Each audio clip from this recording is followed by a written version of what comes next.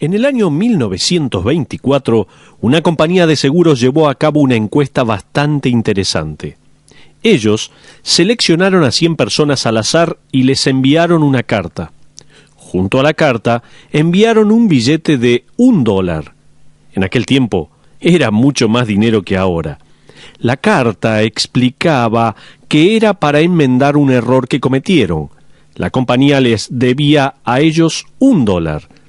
27 personas devolvieron el dinero diciendo que el error era de la compañía y no de ellos. En el año 1971, esta misma compañía repitió la encuesta. Esta vez, 13 de los receptores devolvieron el dinero.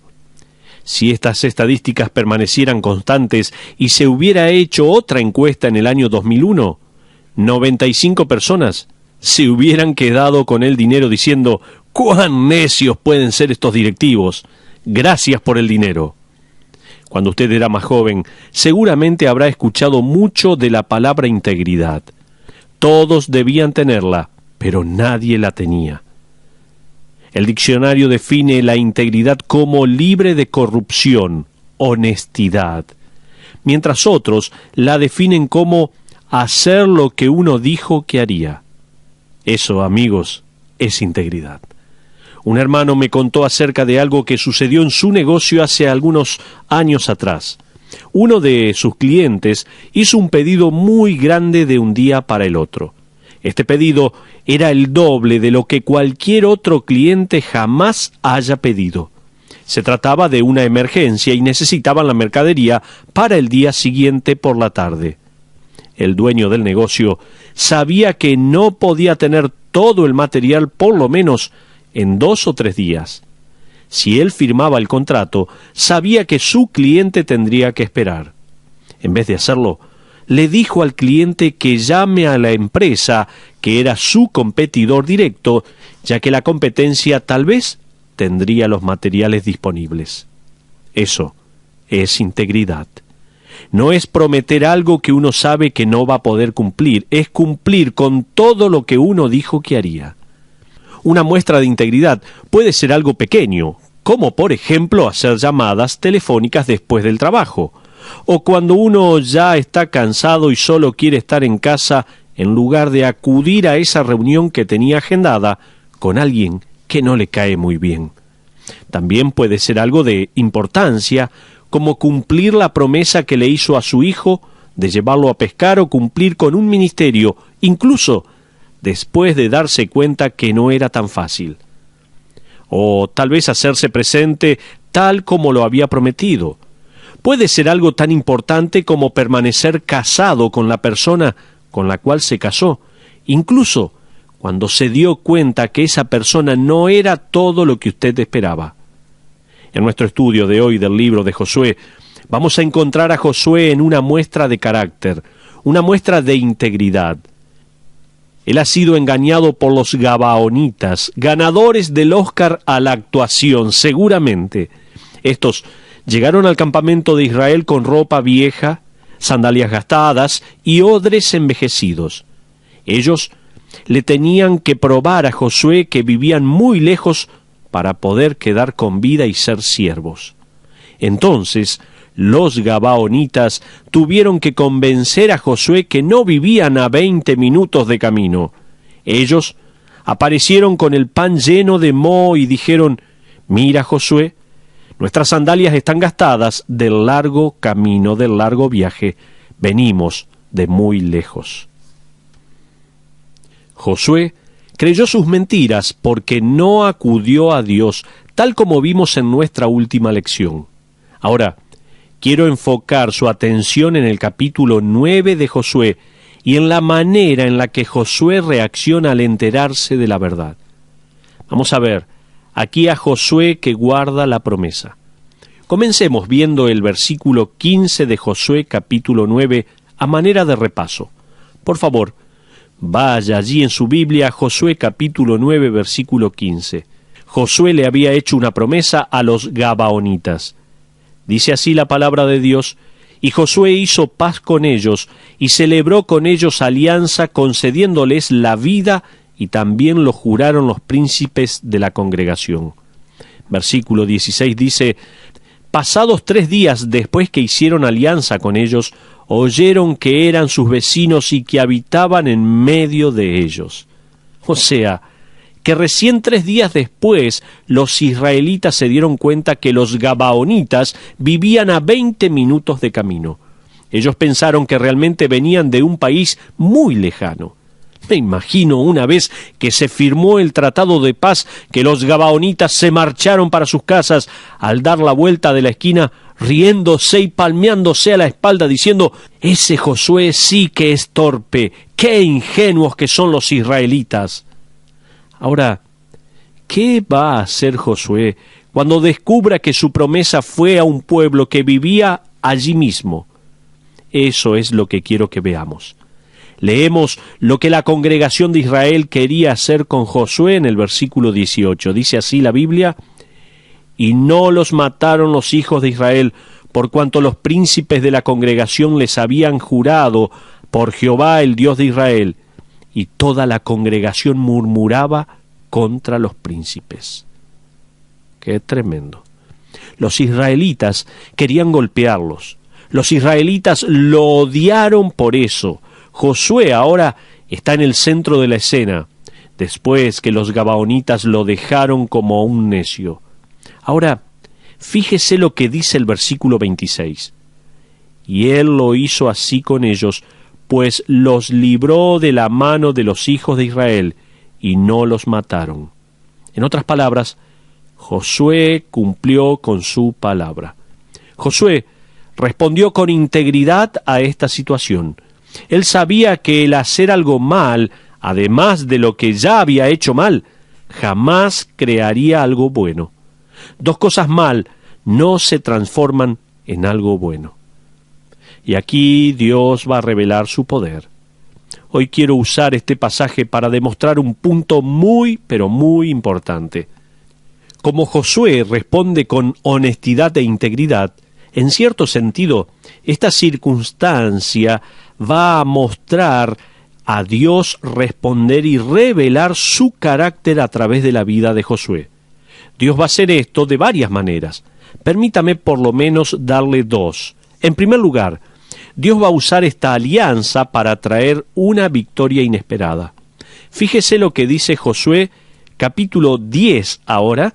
Josué capítulo 10, voy a leer los versículos 1 al 4.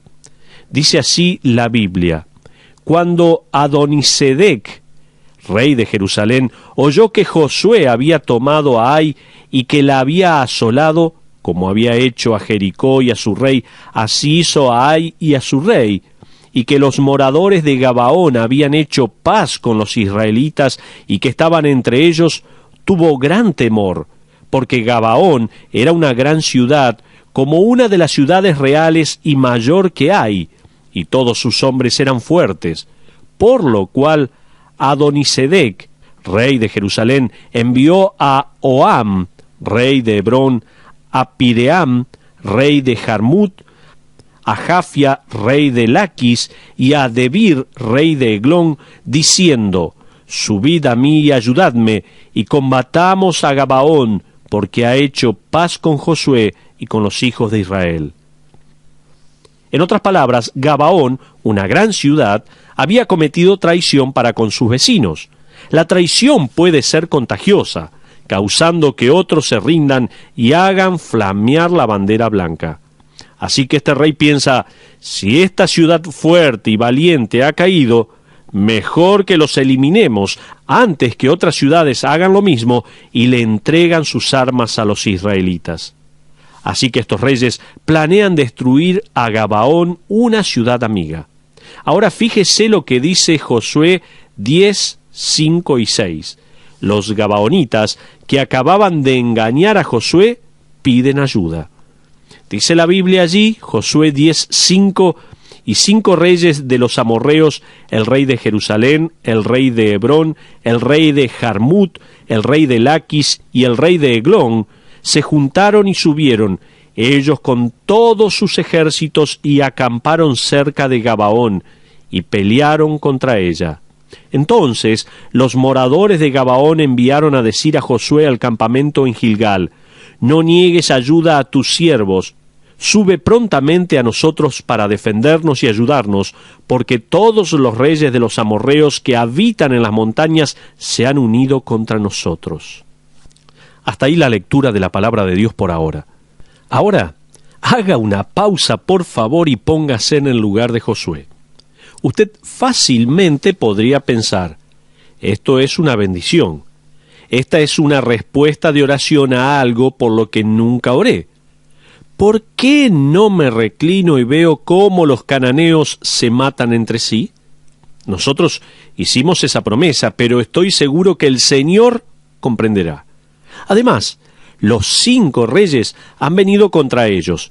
Debe de ser Dios obrando. Gracias, Señor, tú obras en maneras misteriosas. Tal vez pensamos nosotros, o puede haber pensado Josué.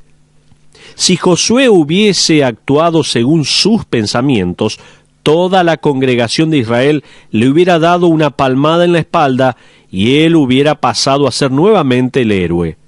Sin embargo, Josué guardó la promesa que hizo. Él respondió de una manera que nosotros hubiéramos racionalizado. ¿Qué hace Josué? El versículo 9 nos dice: y Josué vino a ellos de repente, habiendo subido toda la noche desde Gilgal. En otras palabras, Josué respondió con integridad porque estaba dispuesto a guardar su promesa. Ahora Dios trae la victoria sobre los 5 reyes, pero de una manera inusual. Fíjese lo que dice Josué 10, 10 y 11. Dice allí la palabra de Dios: y Jehová los llenó de consternación delante de Israel, y los hirió con gran mortandad en Gabaón, y los siguió por el camino que sube a Bet-Horón, y los hirió hasta Aseca y Maceda. Y mientras iban huyendo de los israelitas a la bajada de Bet-Horón, Jehová arrojó desde el cielo grandes piedras sobre ellos hasta Aseca, y murieron. Y fueron más los que murieron por las piedras del granizo que los hijos de Israel mataron a espada. ¡Qué tremendo pasaje! Esta idea puede ser muy chocante para algunos, y es una que la Iglesia, creo yo, ha abandonado. Dios es un luchador que pelea por su pueblo. Nosotros tenemos esta idea de que estamos haciendo toda la lucha y que todo depende de nosotros. Debemos ser fuertes, esa es nuestra idea. Mi amigo, Dios es poderoso y Él permite que su carácter íntegro se revele por medio de un hombre y su nación que respondió con integridad y luchó. Allí tenemos a Dios en el cielo arrojando piedras a los enemigos de su pueblo. No se trata del Jesús que la gente tiene en mente en la actualidad, ese Jesús que perciben como una figura débil con olor a crema humectante. Él es un guerrero, y Él está en el cielo arrojando piedras, luchando por su pueblo, porque ellos respondieron con integridad. Es un cuadro muy interesante. Ahora, hay ocasiones en nuestras vidas que observamos a personas respondiendo con integridad y las admiramos. Pienso que Dios quiere enseñarnos a responder de esa misma manera. Muchos de nosotros hemos criado hijos. A veces yo les cuento cosas que mis hijos hicieron y usted se identifica conmigo porque experimentó lo mismo. Recuerdo haber experimentado una expresión de carácter e integridad de parte de uno de mis hijos que me impactó mucho. Él tenía unos 5 años aproximadamente, y yo lo llevé al médico porque tenía un cuadro de anginas. Estaba con mucha fiebre, sus mejillas estaban rojas y se sentía muy débil. Al llegar a casa, después del trabajo, mi esposa ya había llamado al médico para sacar un turno, y yo fui y lo llevé al pediatra. Estábamos sentados en la sala de espera, y yo estaba más nervioso que él, se lo puedo asegurar. Finalmente, nos tocó a nosotros. Entramos al consultorio y nos sentamos. Al minuto vino una enfermera, lo miró y dijo: tenemos que asegurarnos que es angina, así que voy a tener que sacar unas muestras de su garganta. Ella le dijo a mi hijo: abre la boca. Él abrió la boca y la enfermera tomó unas muestras con un hisopo. Ella se fue y yo miré a mi hijo y le dije, ¿por qué no vienes y te sientas en mis piernas? Yo lo abracé y él me dijo, papá, ¿por qué no cantamos algo? Yo le pregunté, ¿qué quieres cantar? Él respondió, cantemos Aleluya. Yo pensé, ¿aquí? Este es el consultorio del médico, ¿cantar Aleluya aquí? No se lo dije, solo lo pensé, así que cantamos Aleluya. La puerta del consultorio que daba a la sala de espera estaba abierta. Terminamos de cantar y él me dijo, quiero cantar algo más. Le pregunté, bueno, ¿ahora qué cantamos? Él respondió, cuánto amo a Cristo. Ahora, yo puedo estar ante desconocidos predicándoles de Cristo sin ningún problema. Pero en ese momento en particular, ¿sabe qué pasó por mi mente? ¿Cómo puedo cerrar esa puerta sin que mi hijo se dé cuenta? Como él estaba sentado en mis piernas, no podía hacer eso. Así que nos pusimos a cantar, «Oh, cuánto amo a Cristo». La gente susurraba cosas y hablaba entre sí. En ese momento pensé, «Señor, ya veo, ya comprendo, he aprendido». Esa fue una evidencia de la inocencia de mi hijo, pero a la vez de su carácter. Es interesante ver cómo Dios responde cuando se evidencia integridad en la vida de una nación. Dios va a dar dos revelaciones de sí mismo. La primera es que Dios es el guerrero que pelea por los fieles, y la segunda es que Dios es el creador que controla su creación. Me encantan los siguientes versículos. Fíjese lo que dice Josué 10:12. Dice la Biblia allí, entonces Josué habló a Jehová el día en que Jehová entregó al amorreo delante de los hijos de Israel, y dijo en presencia de los israelitas, Sol, detente en Gabaón, y tú luna en el valle de Ajalón. La nación de Israel oye a Josué orar en público. Ahora el versículo 13 dice, escuche bien, y el sol se detuvo y la luna se paró, hasta que la gente se hubo vengado de sus enemigos. ¿No está escrito esto en el libro de Jaser? Y el sol se paró en medio del cielo, y no se apresuró a ponerse casi un día entero. Josué está por derrotar a 5 reinos, lo cual sabe que es evidencia del poder de Dios. Ahora, esta evidencia es un poco inusual. Se está haciendo tarde y él necesita más luz para terminar con el ejército enemigo. Y él tiene la audacia de pedirle a Dios que le dé luz solar por más tiempo. Básicamente, Josué está diciendo, necesito 12 horas más de luz. Dios se lo da. ¡Qué tremendo! Ahora, por lo general, no tomo tiempo para responder a los críticos, porque los críticos no están el domingo en la iglesia, pero permítame esclarecer un poco esto, porque es posible que alguien le pregunte al respecto. A los críticos les encanta ir a este pasaje. Ellos atacan la inspiración divina de las Escrituras con este pasaje y dicen, no es posible. Científicamente no se puede decir que el sol se paró. ¿Cómo se va a mandar al sol que se detenga? Sabemos que la Tierra orbita alrededor del Sol y al moverse va rotando, lo que nos da un día de 24 horas o 2 ciclos de 12 horas cada uno. Sabemos que así es como se opera. El Sol está en el centro, entonces Josué dice, Sol detente, y eso es una equivocación, dicen los críticos. Me imagino a esos mismos críticos observando una hermosa escena que Dios pinta al final del día. ¿Qué dirían? Dirían, qué hermosa puesta del sol. ¿Qué cosa? Que cuando el sol baja da unos colores hermosos. Entonces, ¿a dónde va el sol?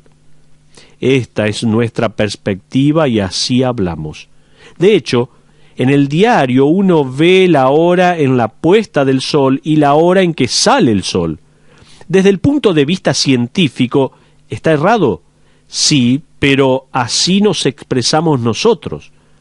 Y así estaba hablando Josué en el idioma de su época. Él está diciendo, en efecto, Dios, necesito un día más largo para poder terminar la tarea. Es interesante ver que este incidente fue descubierto por científicos quienes dicen haber descubierto que hubo una explosión en el Sol que hizo que la Tierra rotara más lento y el día fuera más largo. Eso se descubrió en el año 1972. Haya sido eso lo que sucedió o no, Dios no es suficientemente poderoso para ordenar su creación. Si el mundo creyera lo que cuenta Génesis capítulo 1, no tendría ningún problema en creer el resto de toda la Biblia, pero ese es el problema, es que no creen en Génesis capítulo 1. Ahora, fíjese en la última parte del versículo 13 de Josué capítulo 10. Allí se menciona el libro de Jazer. ¿De qué se trata? Es una colección de los grandes eventos en la historia de Israel. Eso es. También se lo menciona en 2 Samuel. Dice allí la Biblia, ¿no está escrito esto en el libro de Jazer? Y el sol se paró en medio del cielo y no se apresuró a ponerse casi un día entero. Pero, ¿podemos explicar esto? No. ¿Podemos descifrarlo? Tampoco. Sin embargo, hay muchas maneras de explicarlo. En mi investigación descubrí más de 20 maneras de explicarlo. Pero si Dios es lo suficientemente grande como para crear, también lo es para ordenar. El famoso expositor y comentarista Donald Barnhouse instruyó a su aprendiz llamado Howard Hendricks y ha influenciado a muchos hombres famosos como Charles Stanley, Chuck Swindoll, y Barnhouse tenía una manera única de ilustrar las cosas. En una ocasión, él estaba predicando en el seminario de Princeton y varios de los profesores estaban presentes. Robert Wilson, un creyente y profesor del Antiguo Testamento, estaba allí escuchando. Después de la predicación, Wilson se le acercó a Barnhouse y le dijo: «Siempre vengo a escuchar una vez a los graduados. Quiero saber si tienen un Dios grande o un Dios pequeño. Los que tienen un Dios pequeño tienen problemas al hablar de los milagros, la inspiración, la preservación y demás cosas. Los que tienen un Dios grande no tienen ningún problema con Dios. Él habla y las cosas suceden. Él manda y se cumple. Señor Barnhouse, usted tiene un Dios grande», le dijo Wilson en ese momento.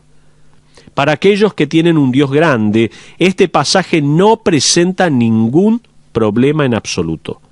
Ahora, hay otra cosa que quiero que usted note acerca de este milagro. Tiene que ver con el sol y con la luna. Esto es interesante porque la religión pagana de los cananeos tenía como dioses principales ni más ni menos que el sol y la luna. Entonces, al hacer este milagro, Dios envió un mensaje que decía, en efecto, «Yo soy más poderoso que vuestros dioses mayores, puedo controlarlos». ¿Entiende? La segunda cosa que Dios va a hacer a causa de la integridad de Josué es no solo permitir que Josué experimente una victoria inesperada, como dijimos en el primer punto, sino también usar la alianza para influenciar a los gabaonitas para su gloria. Sí, va a utilizar esta alianza para influenciar a estos gabaonitas para la gloria de Dios. Vaya ahora en su Biblia a Josué capítulo 9 y fíjese lo que hace Josué con los gabaonitas en el versículo 27. Dice allí la palabra de Dios, Josué 9:27, «Y Josué los destinó aquel día a ser leñadores y aguadores para la congregación, y para el altar de Jehová en el lugar que Jehová eligiese, lo que son hasta hoy». ¿Se da cuenta? ¿Qué les asignó que hagan? ¿Qué servicio tenían que hacer los gabaonitas? El altar. En otras palabras, si quieren servir, van a tener que traer la leña y el agua para el altar, y van a tener que hacerlo varias veces al día. Josué prácticamente les está diciendo, voy a exponerlos a la adoración a Jehová. ¿Qué sucedió como resultado de esto? Cuando juntamos las piezas en el Antiguo Testamento, descubrimos algo fascinante. Los gabaonitas pasaron a ser seguidores de Jehová. Así es. Permítame darle algunas de las pistas que nos llevan a esta conclusión. Algunas de estas pistas son estas. Cuando los judíos más adelante fueron tras dioses ajenos, los gabaonitas se rehusaron a hacer lo mismo. Otra pista. Cuando la tierra fue dividida, ellos escogieron la ciudad de Gabaón para que el altar esté allí y para que Aarón y los sacerdotes vivan, haciendo de esta una ciudad especial. Otra pista. 400 años después de la división de la tierra, David escogería a Gabaón para erigir el tabernáculo. Otra más. 500 años antes de Cristo, en el tiempo de Zorobabel, las genealogías hablan acerca de los que regresaron a Jerusalén luego del exilio, y los gabaonitas son mencionados como seguidores de Dios que también regresaron. Una pista más. Una de las pistas más interesantes es el hecho de que Nehemías regresó a reconstruir la ciudad de Jerusalén y los gabaonitas se ofrecieron como voluntarios para ir a reconstruir los muros. Entonces, los gabaonitas fueron expuestos a la adoración a Dios y a un hombre que respondió de una manera que probablemente los haya sorprendido. Josué podría haber dejado que los ahorcaran. Él podría haber dicho: Señor, gracias por traer estos 5 reyes para liberarme de esta situación. Pero los gabaonitas le pidieron a Josué para que los ayudara. Estoy seguro que el apoyo de Josué los impactó completamente. El estar expuesto al poder de Dios y a un Dios personal obró en el corazón de los gabaonitas y los trajo a la fe en Él. Amigo, es posible que usted esté rodeado de gabaonitas. Tal vez trabaje con algunos. Tal vez esté casado con uno o con una. Puede que uno de sus hijos sea un gabaonita también. Que nuestro testimonio sea claro y revele nuestro carácter íntegro. De ser así, Dios podría revelar su carácter en y por medio de nosotros. Luego, los gabaonitas que nos rodean le seguirán también a Él. ¿Cómo lo ven a usted los que lo rodean? ¿Se hizo esa pregunta en algún momento? Qué importante es que estemos manifestando integridad delante de todas las personas. Y de esa forma estamos manifestando también el carácter inquebrantable de nuestro buen Dios.